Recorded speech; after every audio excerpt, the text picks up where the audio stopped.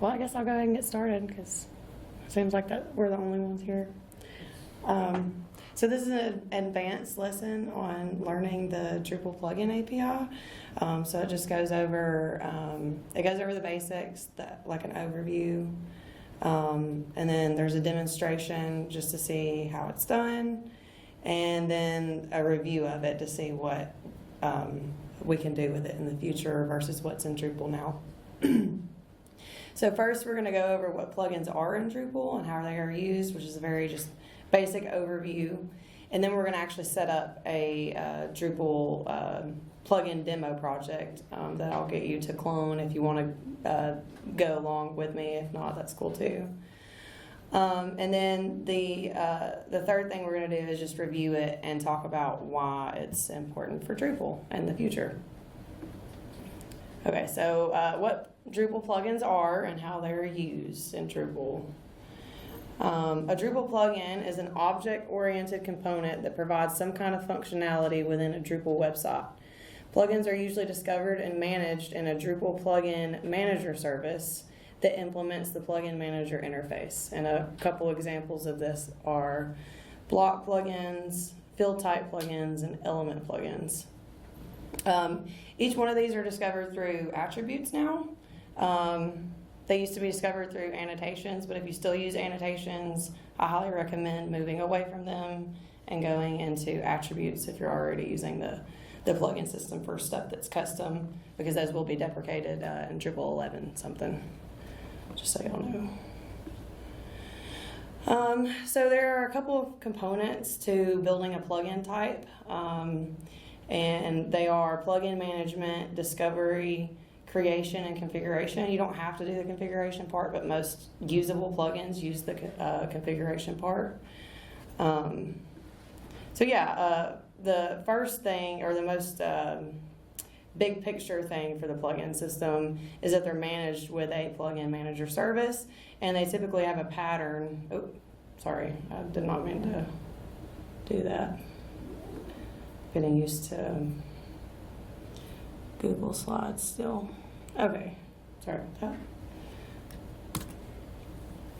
Okay, yeah, so these are the most common methods. You can actually generate all of this pretty easily using Drush.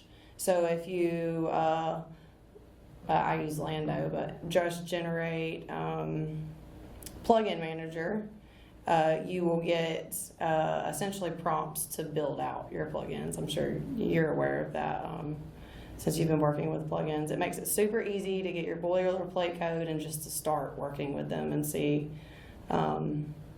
Well, I guess you can see how they're used anyway with blocks here in a minute. But the most common discovery for plugins is with PHP attributes. It used to be annotations for those of you who have already worked with them. But they have been updated to attributes as of late. I think that was a Drupal 10 change. And they're discovered like this for, I'm so sorry. I'm trying to like highlight it so y'all can see what I'm talking about, but I just keep clicking next to the next page. Okay, I'm just gonna make this full screen. So these are the most common methods. The biggest one is this is how you actually create different plugins. Same thing with blocks. They have the same way to do it. Most of them are discovered as attributes, but there are some that are discovered as YAMLs. And layouts are special because they're discovered with attributes and YAML discovery.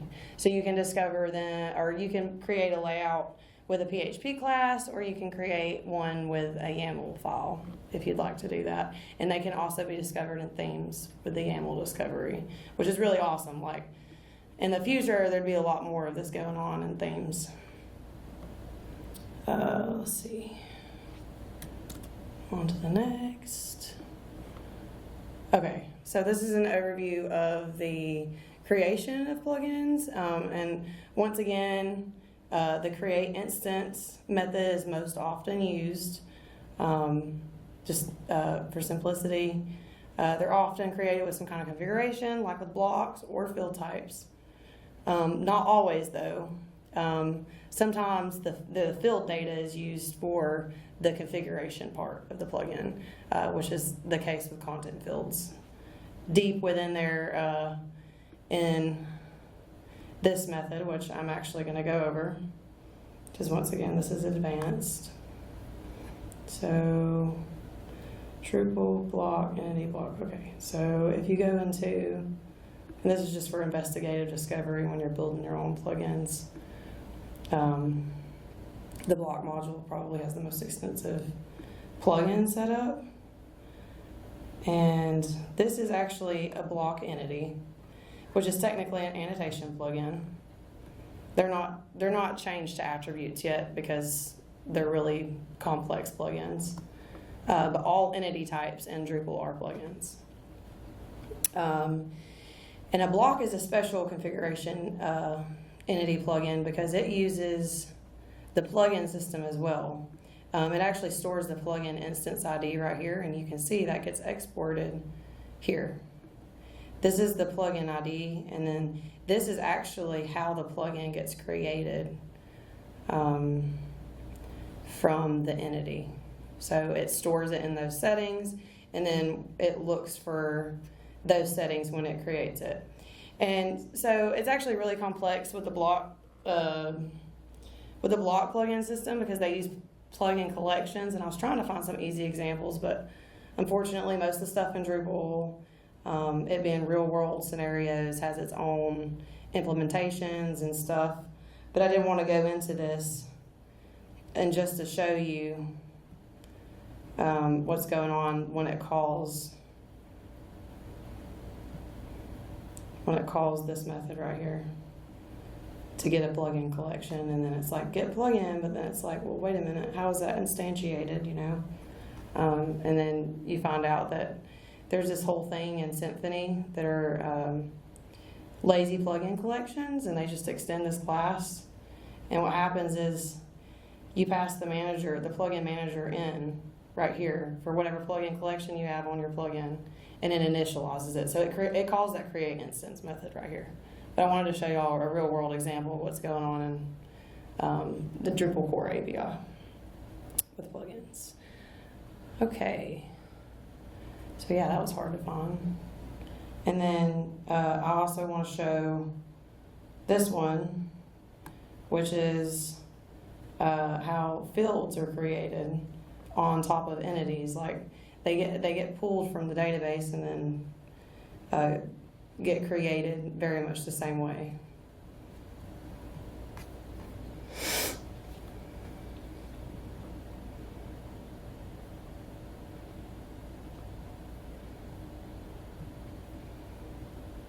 Okay, yeah. So ignore all this logic, right? But just look right here, right? So it uses the plugin manager field type, the field type plugin manager. And it has this method in it called create field item list, but what this is really doing is just creating an instance of it and wrapping it. It's wrapping that method that you saw previously. Except I actually think this one's with the type data manager, but that's a whole other can of worms. Okay. So back to the presentation. Okay. So plugins can be configured in various ways, but most often they'll extend the configurable interface, which gives you 3 different methods. It allows you to have default configuration, for you to get the configuration, and for you to set it, which is really important for if you have a configurable plugin, you need to go ahead and set the configuration to happen on instantiation of the plugin. So in the construction method, you would normally call set configuration if you implemented this interface, and you can find all kinds of examples with the block plugin system, especially in the block base class. And then, so for some plugins, they might implement either a plugin form interface or a plugin with forms interface. A plugin form interface is where you can build out a configuration form, just usually a standalone one like the block configuration form. And then the plugin with forms allows you to have multiple plugin classes. The plugin form factory interface is actually a service that allows you to instantiate those plugin forms really easily based off of the plugin as a parameter. So that you can create multiple forms with one plugin if you'd like for different variations. Okay. All right, plugin demo. So I'm going to give you an example for demonstration just because it's really hard to explain what plugins do until you see them because they're so abstract as a concept. So that being said, I intended for this to be like a follow along thing. If you want, you can follow along. I've set up a plugin demo on GitHub under my username, so if you want to check that out, you can check that out. You do have to run Composer install. Once again, I use Lando, but you can use whatever for this because it should just set up really easy with Drupal 11. You do have to have PHP 8.2 though for dependency management. So because I have this set up on my end already, I'm going to show you what I've done to illustrate the concept of plugins. Okay, so in Drupal, the only, I guess, way to display a plugin easily for me was just to essentially create sub-plugins within the block plugins. So that's what I did just for demonstration purposes. So if I can find the custom module, I'm not going to go over the schema stuff because that's a different thing.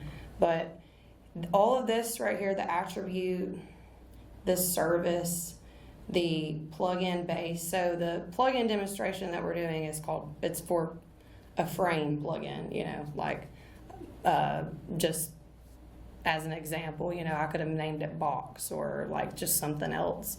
APIs are a common reason to use plugins. They're very nice for APIs too, and making those object-oriented requests. So I created a frame block for anyone that has created a block before. It's just a simple block plugin, and the most complex thing on it is probably the deriver. And all that does is when you have a deriver in a plugin, if it's a derivatable plugin, which blocks are, you can create more than one variation of that same plugin, and they'll all have the same class. So I'm trying to think of an example of what uses this. I guess like some menu items use this. Oh yeah, the block content blocks, they all use this, so that all those block content blocks are derived from block content entities. So that's what a deriver does. It just makes it to where you have a bunch of instances that are variants of the same class, the same plugin class.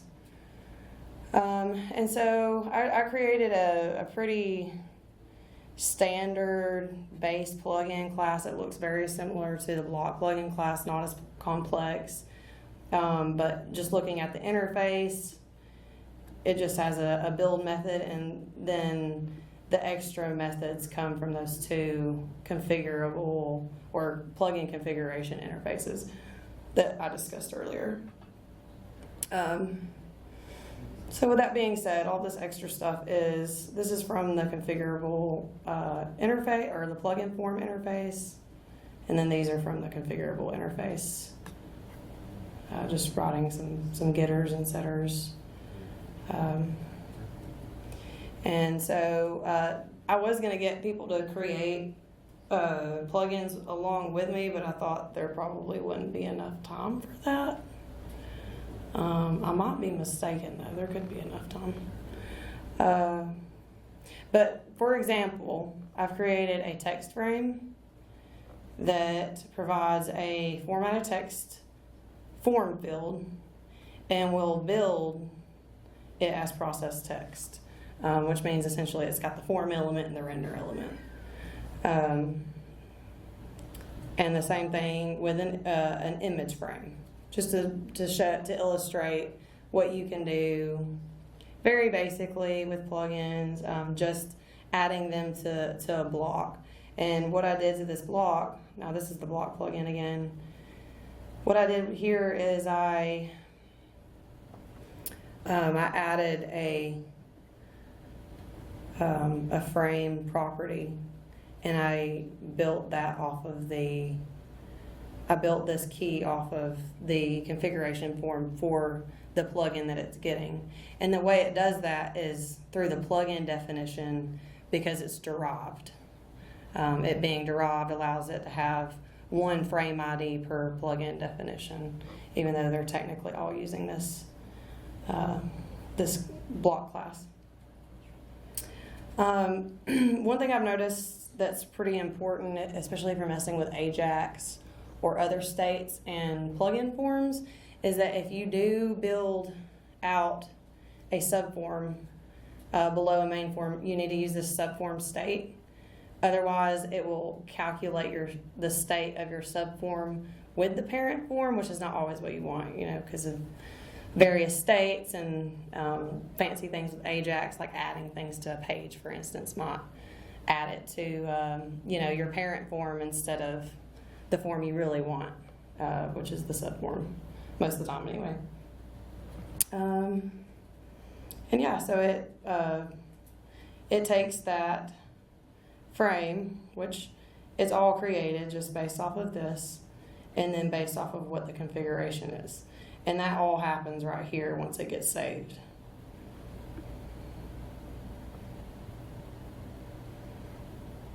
And yeah, it should build it out. Because this is a plugin within a plugin that is already, it already has a UI in Drupal, I'm going to demonstrate what those two plugins did, or what they're doing. Okay, so text frame.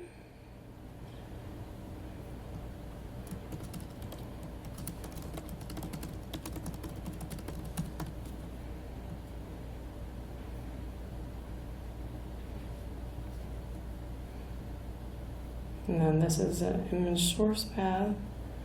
I'm just using the Claro logo just to illustrate that this is in fact going to show an image based on the image source.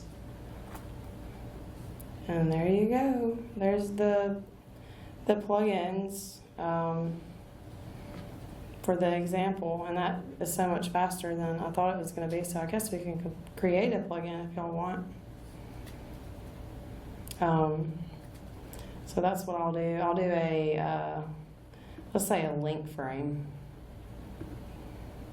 just because that's another common web component. So link frame.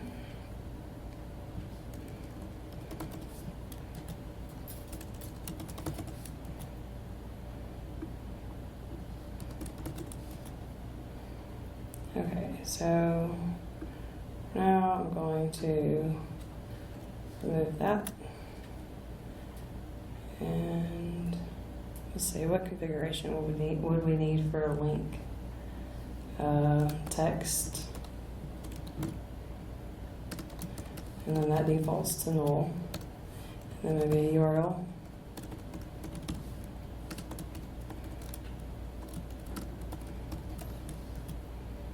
Okay.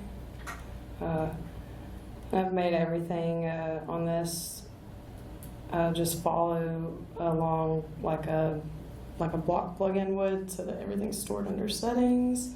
So we'll just create a new setting called text and make that a text field.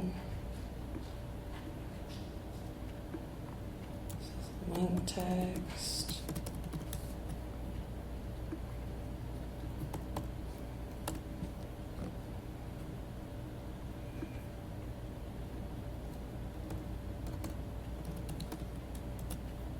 So that one's created.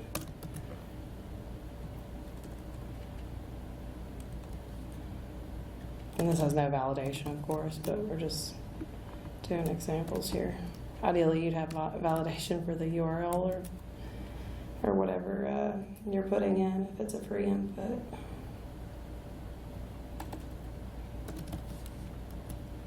All right. Okay, so the configuration form is built. Now we just need to do the render element. So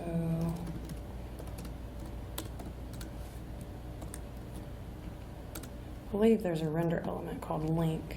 This is also something I really like to do. If you ever work with the render API, I'll just do like a form and render, or no, I just type in render elements for Drupal.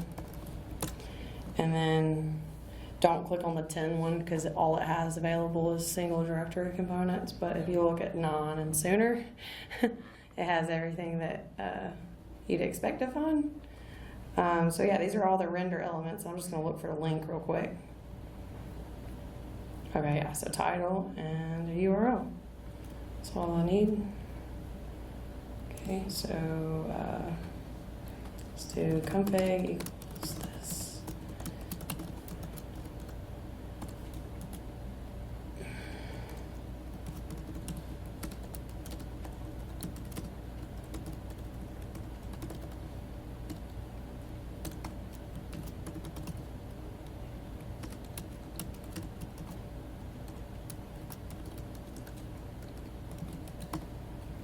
So we're going to put the configuration values in. This is all very abstract. But what I'm doing here is I'm just writing out the view display for this example plugin. Oh, no.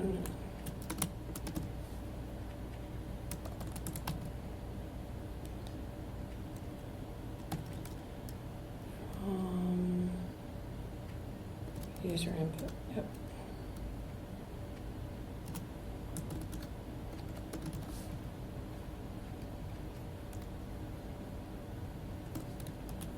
Okay, so that should work. I guess we'll find out. All right, so here I go. I'm gonna clear the cache because every time you create a new plugin, you have to clear the cache for the registry. Oh no. That's not good. Oh, I know why.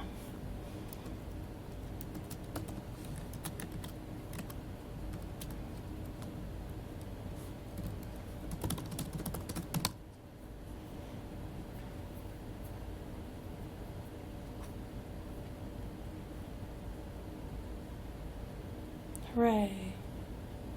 Okay, so I'm gonna go here, go back to where we were at, and this time I'm gonna do a link. So link text is hello, and then for the URL I might do, it makes me wonder if I can even do an external URL here. See what happens if I link Google.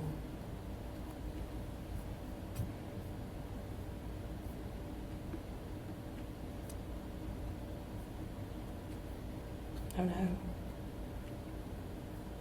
I didn't like that. I don't know why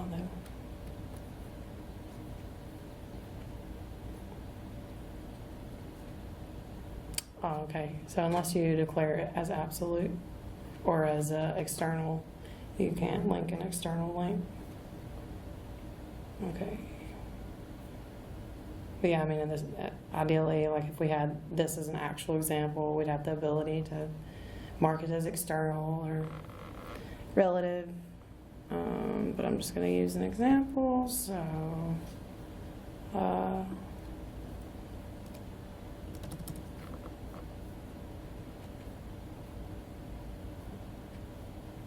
there's the link.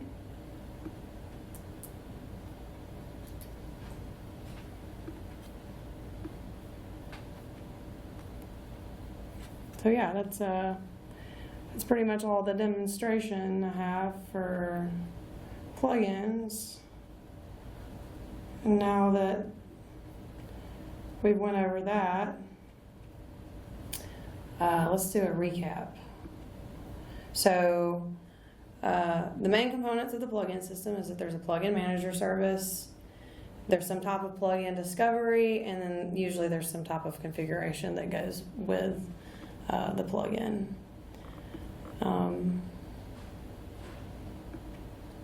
Yeah, at some point I'd like for us to have different plugin discoveries like JSON and stuff like that. So that's something for the future. Okay, so moving forward. So plugins, once again, they're components that provide some kind of OOP functionality to Drupal, and the Plugin Manager Service class defines the type of plugin to be discovered. For instance, the block Plugin Manager Service. And for future thoughts, there are still a lot of hooks in use that can be converted to objects using the plugin system. I'm sure you're aware of that, using the plugin system a lot. And the Starshot initiative with Experience Builder will most likely use the Drupal Plugin API for a lot of the heavy lifting. Yeah, I just don't see it not using that. So we need more people that know the Drupal Plugin API, long story short, so that we can move forward with object-oriented programming and eventually deprecate hooks. And the plugin system is only one part of that, but it's a big part.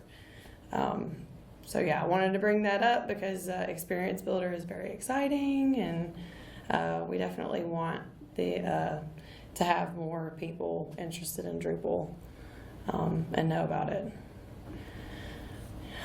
Thanks everyone for coming, even though it wasn't as big as I wanted it to be.